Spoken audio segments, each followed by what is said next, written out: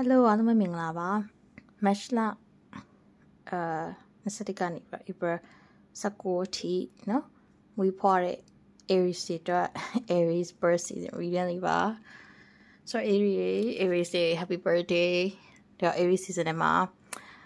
အခုပေါ့เนาะ2026ကို Aries season ရောက်တဲ့အထိတစ်နှစ်လုံးအတွင်းမှာပေါ့เนาะ Aries တွေဘာတွေသတိထားသင့်လဲပေါ့ဒီကတော့ sun sign ပေါ့နော်ဒီမှာတော့ moon sign reason နဲ့မပြောပါဘူးခု sun sign Aries တွေကိုသတိထားမယ်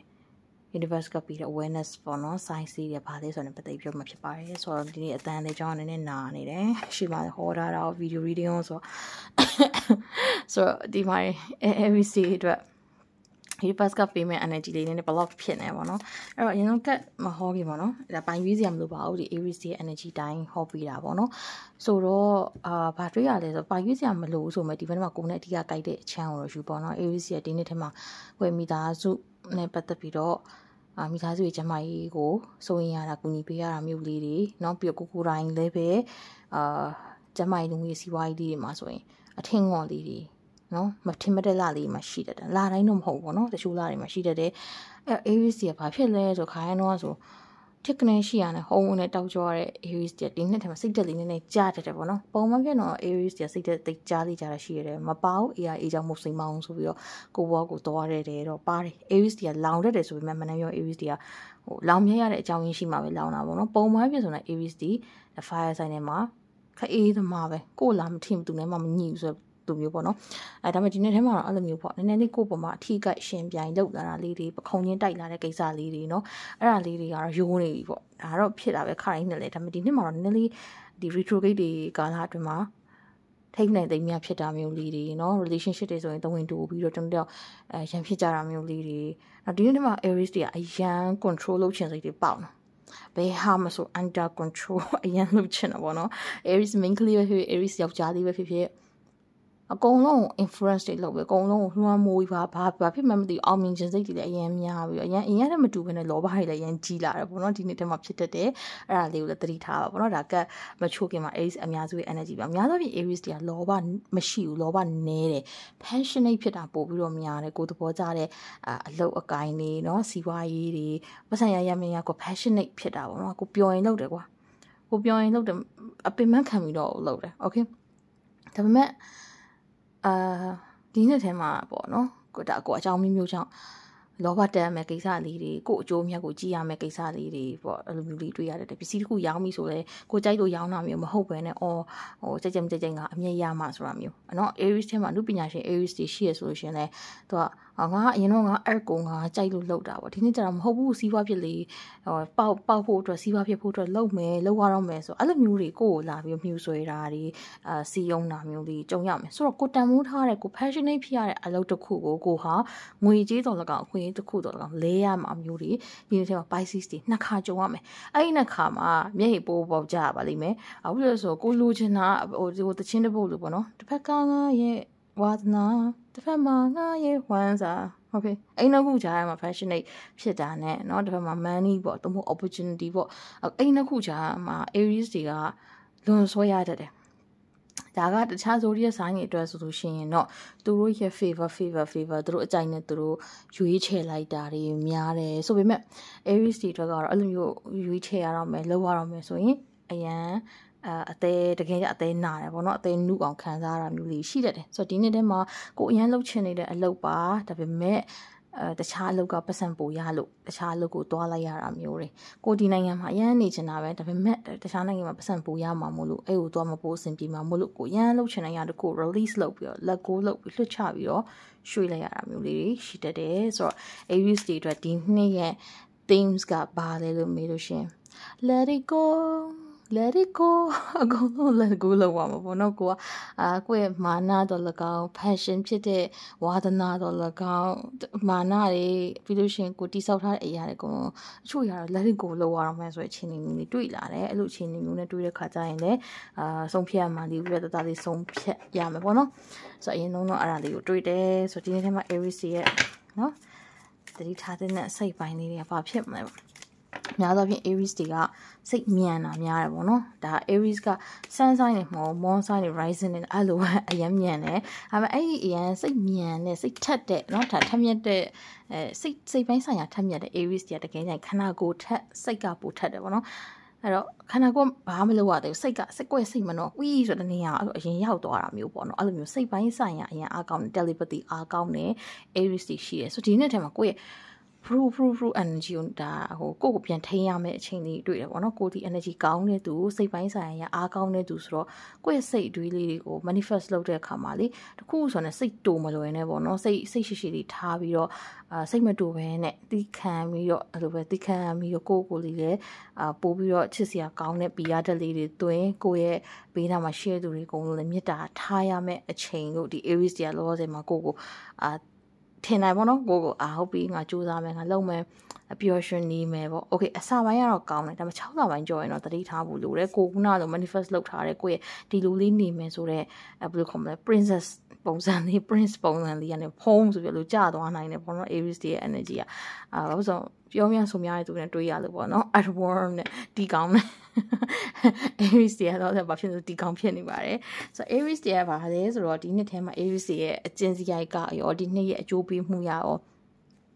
Aries ဒီနေ့ထဲမှာဒီခုနက passionate ဖြစ်တဲ့အရာတစ်ခုပေါ့နော်အဲ့အရာတစ်ခုရှိတယ်အဲ့အရာလာတယ်ဒီမှာတားစီတစ်ခုတွေ့တယ်ပေါ့နော်အဲ့တော့အဲ့တားစီကိုခေါင်းနဲ့ကြီးပဲတိုးမနေပဲနဲ့နော်ခေါင်းနဲ့တွေ့ခါမှာတွန့်သွား Aries တီကောင်းလို့ပဲတွန့်သွားဟဲဒါပါလေပေါ့ဟဲ what is it ပေါ့နော်လုံးဝလေဒီလား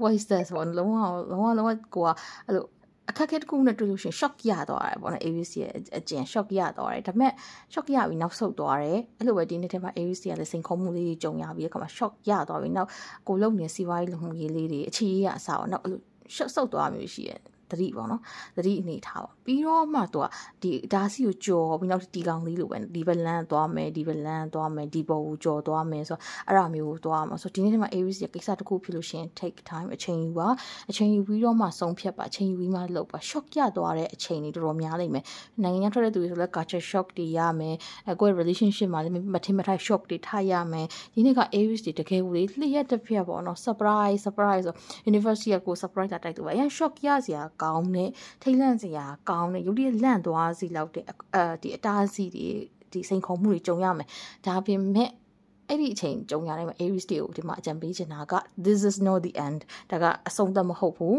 းကြော်လွှားလို့ရတယ်ခဏလေးတော့ကို shock ဖြစ်သွားလန့်သွားမှာပေါ့နော်ငြိမ်သွားမှာပဲဒါပြီးလို့ရှိရင်နောက်ထပ်အရှိန်အောင်ပြင်းနဲ့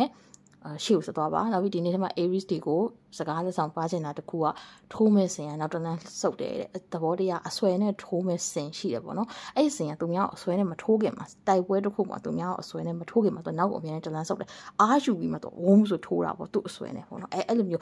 းနောက်ကိုစုပ်တယ်ဆိုတာဟိုရှက်သွားလို့ကြောက်သွားလို့နောက်ကိုစုပ်တာမဟုတ်ဘယ်ရမှာဆိုပေါ့နော် Aries တွေဒီနေ့ထဲမှာကိုနောက်ဆုပ်တော့မယ်လို့တတိကိုလုံးချင်တဲ့ကိစ္စတစ်ခုသို့မဟုတ်ကိုလုံးဝမဲ့ကိစ္စတစ်ခုပဲလုံးချင်တာမဟုတ်ရင်တော့နောက်ဆုံးလုံးလိုက်ရမှအကျိုးမြတ်ရမယ့်ကိစ္စတစ်ခုကိုမလုံးတော့ဘူးဆိုပြီးတော့ back ဆုပ်တော့မယ်ဆိုရင်အမြဲတမ်းစဉ်းစားပါထိုးမဲ့စဉ်ကနောက်တန်းကိုပဲဆုပ်ရတယ်ပေါ့နော်အဲ့တော့ကိုနောက်တန်းတော့ကို shock ဆုပ်လိုက်မယ်ဒါပေမဲ့ရှေ့ကိုတက်ပြီးတော့ထိုးမှာပဲဒီစဉ်ကအဲ့တော့ Aries တွေကလည်းဒီနေ့ထဲမှာ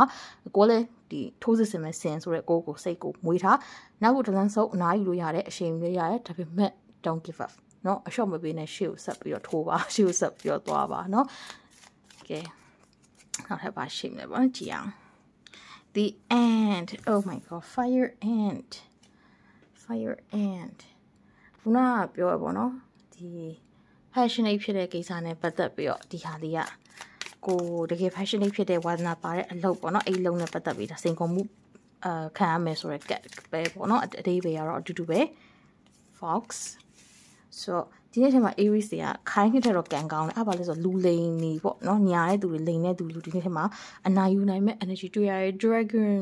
ဒီနေ့မှာ Aries တွေကဘာဖြစ်လာလဲဆိုတော့ဒီကောင်နှံကောင်မှုတ်တော့ဦးဒီကောင်မှုတ်တော့ပေါ့နော်ဘာလို့လဲဆိုတော့ကိုကငကားတွေကြားတွေဖြစ်လာပြီပေါ့သဘောတရားဘာလဲဆိုတော့ဒီနေ့ထဲမှာ Aries တွေကကိုယ်လာလိန်မဲ့ကောင်ဆိုလို့ရှိရင်ချက်ချင်းတန်းသိတာမျိုးပေါ့နော်ပြီးခဲ့တဲ့နေ့တွေမှာဆို Aries တွေညှက်ချခံခဲ့ရတာတို့နော်အလိန်ခံခဲ့ရတာတို့ရှိကောင်းရှိပဲဒီနေ့ကတော့မဟုတ်တော့ငါ့ကိုလာမလိန်နဲ့ငါစတက်သွားပဲအဲ့လိုပုံစံမျိုးပေါ့နော်ဆိုတော့ဒီနေ့ထဲမှာလူအတိုင်းဝိုင်းလူစရိုက်လူမနှောနဲ့ပတ်သက်ပြီး Aries ကအများကြီးဘသူကသစ္စာပေါက်လဲဘသူကမကောင်းတဲ့သူလဲဘသူကကောင်းတဲ့သူလဲဆိုတော့လေပြီးခဲ့တဲ့နေ့တွေတော့ကို မတိတာဒါမှမဟုတ်လေကိုမမြင်တာပေါ့တိပေမဲ့လည်းအားနာလို့မပြောတာပေါ့ဒီနေ့ကျတော့မဟုတ်တော့ Aries is on fire ပဲ Aries ကငါဒီလူကိုမကြိုက်ဘူးဒီလူနဲ့အလုံးမလုံးချင်ဘူးဒီလူကမကောင်းတဲ့သူလူယုံမှလူညက်ဒီလူဒီအချင်းချင်းတခုဖောက်ပြန်ထားတဲ့သူပေါ့အဲ့တစ်ဖက်လူကပေါ့နော်ငါလုံးဝသူနဲ့မပတ်သက်ဘူးအဲ့လိုမျိုးအရင်အဲ့လိုပြတ်သားပြီမဲ့အရင်အားနာတာရှိ Aries ကအားနာတယ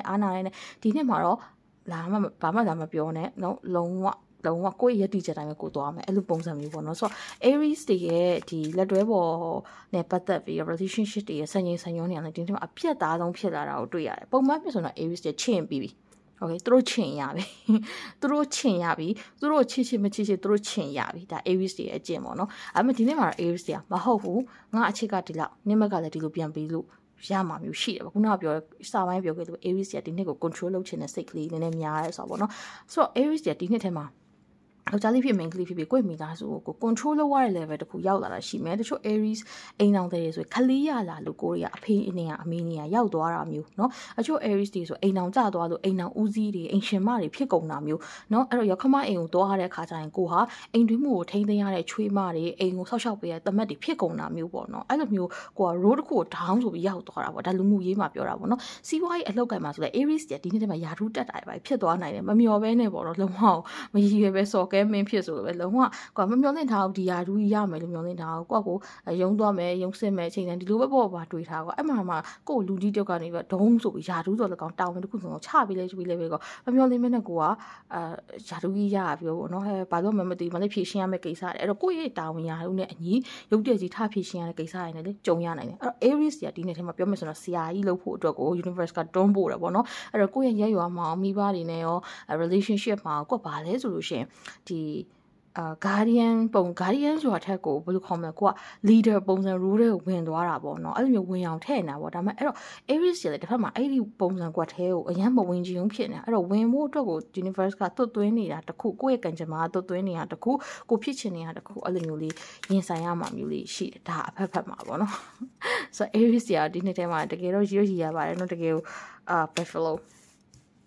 ဘာနဲ့တူလဲဆိုတော့ဟာတာတကယ်ကိုပြဆက်ကနေလို့ပဲပေါ့နော်အဲ့တော့ထူးဆန်းနေလေအများကြီးကြော်မယ် dear ခုနကပြောလို့ပဲမင်းတက်အောင်ဝယ်ရတယ်အရန်တွေ့မယ်ပေါ့နော်ကိုဘွားကြီးရုပ်ချက်ကြီး shock ရသွားတဲ့သူတွေပေါ့နော်အဲ့ဒီမှာ Aries တွေရှိရဆိုလို့ရှိရင်အထူးသဖြင့် main ကလေးတွေပေါ့နော်ယောက်ျားလေးလည်းပဲဖြစ်နိုင်တယ်အဲ့ဒါပါလဲဆိုကိုယ့်ရဲ့အိမ်အောင်ဘက်တည်ရုပ်တရက်ခလေးထက်ရတာနော်ပြီးလို့ရှိရင်ကိုရီးယားမိသားစုအခြေအနေတွေရုပ်တရက် shock ပြပြောင်းလဲတာပေါ့ဒါပေမဲ့ကောင်းသောပြောင်းလဲခြင်းတွေဒီဘက်မှာတော့များတယ်ဒီဘက်မှာအကြမ်းမြင့်ခြုံကြည့်လိုက်တဲ့အခါမှာကောင်းသောပြောင်းလဲခြင်းပေါ့နော်ဟိုလိုမျိုးအဆိုးတော့မဟုတ်ဘူးကွာ shock ရသွားရဲဆိုတဲ့အတိတ်ပဲကအမှားဖြစ်သွားတာမျိုးမဟုတ်ဘူးရုပ်တရက်ဆိုတော့မှင်တက်သွားအော်တော့ဟဲဆို surprise ဖြစ်သွားအဲ့လိုမျိုးလေးတွေပေါ့နော်ဆိုတော့အဆိုးကြီးပဲတော့မဟုတ်ပါဘူး Aries တွေအတွက်ကောင်းတာလေးရှိပါတယ်ဒါပေမဲ့ shock ရမယ့်ကိစ္စတော်တော်ကိုများနေတာမျိုးပေါ့ဘယ်လိုမျိုးလဲဆိုဥပမာထားပါတော့ကိုနှစ်ပေါင်းများစွာလူကြီးလူကောင်းလို့တိလာတဲ့သူတယောက်ကသူ့ရဲ့ relationship မှာသူကစနိုက်ကြော်နေရလို့မျိုးပေါ့အဲ့ချိုင်ဟဲဒီမိန်းမကြည့်ပါအောင်ငါဒီလောက်တော့ယုံကြည်ခဲ့ရတာငါလောက်တော့ခင်ခဲ့ရတာပေါ့နော်ငါမသိပဲဆိုစနိုက်တွေကြော်နေတယ်ဟဲငါရဲ့တငယ်ချင်းခောက်ကြီးဆိုအဲ့လို surprise ဖြစ်မှုမျိုးနော်ဒါကိုအတွက်တော့ဘာမှ hard မဖြစ်ဘူးပေါ့နော်ချိုးရတယ်စိတ်ပိုင်းဆိုင်ရာတော့ hard ဖြစ်ပေမဲ့အရင်ကြီးမဟုတ်ဘူးဒါပေမဲ့ shock ပေါ့ဟဲဖြစ်မှဖြစ်ရလေငါသူ့လူမျိုးကတစ်လုံးကတီးခဲ့တာပါလားအဲ့လိုမျိုးကြီးကွာသဘောတရားအဲ့လောက်ကို shock ကွာနော်အဲ့လိုမျိုး okay အဲ့တော့ mountain major challenge to overcome major challenge to overcome challenge တာမို့ major challenge တွေနော်ကြော်ရမယ်စိန်ခေါ်မှုတွေလာနေပြီတဲ့နော်အဲ့တော့ဆ iam ကဘာပြောဆ iam ပြောမှာမဟုတ်ဘူးကက်ကပြောနေတာဘယ်လိုမလဲကက်ကိုယ်တိုင်ဟာစိန်ခေါ်မှုတွေလာနေပြီဆိုရှေ့မှာစိန်ခေါ်မှုတွေလာနေဆိုကက်ကပြောတာနော်အဲ့ဒါပဲတကယ်First, pay attention to your finance. Okay, ငွေကြီးเนาะအဲ့တော့ငွေကြီးပိုင်းကိုလေဒီနေ့ထဲမှာအခုကစပြီးတော့ Aries တွေအခုကိုယ့်ရဲ့ birth season ကနေစပြီးသတိထားပါ Aries တွေအခုဒီ birth season နဲ့မှာလည်းငွေ3ကျန်းလိမ့်မယ်ပေါ့เนาะပတ်စံလည်းဝင်မယ်ကုန်မယ်နောက်ပြီးတဲ့ခါကျကိုခုနလိုလာလိမ်မဲ့သူပေါ့เนาะယင်းနှမြုံနှံမှုတွေစီးပွားရေးတွေမှာလာလိမ်မဲ့သူတွေအဲ့ဒါတွေလည်းရှိမယ်ဒါပေမဲ့ကြော်နိုင်မယ်เนาะလာပြီးကိုတော့ညှက်ချမှာပဲကွာဂျင်းထဲမှာပဲဒါပေမဲ့ကိုကြော်နိုင်လိမ့်မယ်အဲ့ဒီရဲ့ challenge ကိုပေါ့เนาะ Turkey, someone is behaving stupidly. Aries တွေတတိထားမှာပါလဲဆိုတာကိုယ်နဲ့အလုံးလုံးနေတဲ့စီးပွားရေးလူမှုရေးကျန်းမာရေး relationship တွေမှာပေါ့ကိုယ်နဲ့ပတ်သက်နေတာဓာတ်ရိုက်တော့၎င်းတွဲဝိုက်ပြီးတော့၎င်းပတ်သက်နေတဲ့သူတွေထဲမှာအဲ့လူတွေကပြောမရဆိုမရเนาะဘလို့မှဆုံးမလို့မရကိုယ့်ရဲ့လက်အောက်ငယ်သားဆိုလဲဂလန်ကဆန်တပည့်ဆိုလဲဂလန်ကဆန်လောက်တာမျိုးပေါ့เนาะအဲ့လိုမျိုးပြဿနာတွေကြုံရတဲ့အတွက်ကြောင့်မလို့ကိုဒီเนาะအဲ့ပြဿနာတွေလိုက်ဖုံးဖိပေးရတာမျိုးဖြစ်တတ်တယ်เนาะကိုယ့်လက်အောက်ကလက်အောက်ငယ်သားတွေအလွဲသုံးစားလောက်ထားတော့ကိုကအထက်လူကြီးအနေနဲ့ဖြည့်ရှင်းပေးရတာမျိုးတွေเนาะ relationship ထဲမှာဆိုလဲအဲ့လိုပဲကိုယ့်ရဲ့ချစ်သူကပေါ့เนาะကိုယ့်ရဲ့အိမ်တော်ဘက်ကကိုသူ့ရဲ့ဒီကိုယ့်ရဲ့မိဘတွေနဲ့ပေါ့เนาะအစင်မပြေဘူးကိုယ့်မိဘတွေပြောတာဆိုတာကိုကလိုက်ဖြည့်ရှင်းရတာเนาะအဲ့လိုမျိုးပေါ့ဒါမှမဟုတ်ကိုတိုင်းကလည်းပဲခလေးဆန်ပြီးတော့เนาะ Aries တွေကိုတိုင်းလည်းခလေးဆန်ပြီးတော့ကိုယ့်ရဲ့ဇနီးတဲ့ကိုယ့်ရဲ့အိမ်တော်ဘက်ယောက်ျားပေါ့เนาะခင်မွန်းတယ်မကောင်းကြအောင်သူ့မိဘကိုတွားတိုင်လို့ပြဿနာတွေတွားဖြစ်လို့เนาะအဲ့လိုမျိုးတွေဝုန်းတိုင်းကျဲရတာမျိုးတွေတော့ရှိတတ်တယ်เนาะဒီမှာမြင်ရတဲ့ energy ကတော့အဲ့ဟာလေးတခုတော့ကြုံရပါလိမ့်မယ်เนาะဒီနှစ်ထဲမှာဆိုတော့အရင်ကြီးဆိုဝါချင်နေတော့မဟုတ်ဘူးဒါကြီးက very funny ကွာဒါပေမဲ့ very chaotic ထုံးစံတိုင်းပဲကြရက်ထားတာပေါ့နော်အဲ့မဲ့ပြက်စီးလိုက်အောင်လားဆိုအဲ့လိုလည်းမဟုတ်ဘူးဒီကကြရက်ထားသွားတဲ့တော့ဘဝမှာနဲ့လှိုင်းလုံးလေးတွေထားနေတော့မျိုးရှိတယ်ဒီဘက်မှာကြည်ရတဲ့ Aries တွေ energy က too much concern with sexual matters okay အဲ့ဒါကတော့ဗာလဲဆို Aries တွေဒီနှစ်ထဲမှာလေဒီနှစ်ထဲမှာဒီ relationship အခြေအနေနဲ့ပတ်သက်ပြီးတော့ပေါ့နော်ဒါတော့ဒီကကြလို့ရှိရင်ပြောတာ main ကလေးတွေဆိုရင်ကိုယ့်ကိုဆက်စီကြပါမလားလို့ထင်တာမျိုးယောက်ျားလေးဆိုရှင်ငါရဲ့စိုက်က enough ဖြစ်ပါမလားလို့တွေးရမျိုးပေါ့နော်အဲ့တော့ Aries ယောက်ျားလေးပဲဖြစ် main ကလေးပဲဖြစ်ကိုယ့်ရဲ့ဒီ body စွမ်းဆောင်မှုပိုင်းတွေเนาะစိတ်ပိုင်းဆိုင်ရာ active ဖြစ်တဲ့ဟာတွေဒီဆက်စီကြတဲ့အပိုင်းတွေနဲ့ပတ်သက်ပြီးဒီနှစ်ထဲမှာပေါ့နော်နည်းနည်းလေးစိတ်ရှုပ်ရတတ်တယ်စိတ်ညစ်ရတတ်တယ်မိန်းကလေးဆိုရင်ဓမ္မတာမမှန်တာသွေးသားမမှန်တာပြီးရင်တားဆေးတွေအများကြီးတောက်မိတာပေါ့အိမ်အောင်တွေဆိုရင်တားဆေးတွေအများကြီးတောက်မိတာမတဲတဲ့တားဆေးတွေတောက်မိတယ်တားဆေးတွေဟော်မုန်းတွေရဲ့အရှိန်ကြောင့်ကိုဟာဒီဘက်မှာကျမကြီးထိခိုက်လာတာမျိုးလေးသတိထားရမယ်ယောက်ျားလေးဆိုဒီနေ့ထဲမှာ Aries ယောက်ျားလေးဆိုရင်ဟိုဟာဖြစ်ချင်တော့ဒီဟာဖြစ်ချင်တော့ဒီဆေးထိုးတာတွေဆေးတောက်တာတွေเนาะကြီးအောင်လုပ်တာတွေသေးအောင်လုပ်တာတွေစသဖြင့်အဲ့လိုမျိုးရှောက်ပြီးမလုပ်သင့်ဘူးလုပ်မယ်ဆိုရှင်ဒီနေ့ထဲမှာတကယ်ကို shock ဖြစ်မဲ့ကိစ္စမျိုးတွေရှိတယ်ကျမကြီးအညံ့နေရှိပါတယ်เนาะအကြောင်းဒီ sexual matter နဲ့ပတ်သက်လို့ရှင်တော့ဘာမှမလုပ်ဖို့တော့အကြံဉာဏ်ပေးချင်ပါတယ် great time to go on and have fun အဲ့တော့ Aries တွေအခုလက်တလောကြည့်ရတာအလုပ်တွေအများများပြီးပင်ပန်းပြီးတော့ပေါ့နော်ဘယ်မှပြင်နေပါလဲမသွားဘူးတနည်းအားဖြင့်ပိတ်မိနေတဲ့ Aries တွေတွေ့ရတယ်အဲ့တော့ go for a vacation ခရီးထွက်ပါဒါမှမဟုတ် staycation တစ်ခုခုတနေရာကိုသွားပါเนาะအခုကစပြီးတော့ကိုယ့်ရဲ့ပတ်ဝန်းကျင်မှာကိုယ်လက်လှုပ်ရှားမှုလေးလုပ်ပြီးကိုယ့်ရဲ့အခုရှိနေနေရနေပြီးတော့တနေရာကိုသွားပါပေါ့နော် red period of prosperity and abundance เนาะဒီနှစ်ထဲမှာ abundance ကရှိပါတယ်ကြွယ်ဝချမ်းသာခြင်းတွေရှိပါတယ်เนาะဒီနှစ်ကုန်တဲ့အခါမှာအခက်ခဲတွေเนาะအခက်ခဲတွေကြုံပြီးတော့နောက်ဆုံးပိတ်ဒီနှစ်ကိုယ့်ရဲ့ birth season ကုန်သွားလို့နောက်နေ့ဒီအချိန်မှာစင်းချုပ်လိုက်ပြီဆိုရှင်တော့ကို့မှာလုံလောက်တဲ့အင်အားတွေလုံလောက်တဲ့ငွေရေးကြေးစီးပွားရေးအောင်မြင်မှုတွေเนาะကြံခဲ့တာမျိုးတွေရှိပါတယ်ရှိပါလိမ့်မယ် Aries တွေမှာ okay ဆိုဒီနှစ်မှာကြုံရမယ့်ကိစ္စတွေကကြတော့လေတို့ဘယ်လိုပြောမလဲ okay Lilith in Aquarius ပေါ့နော်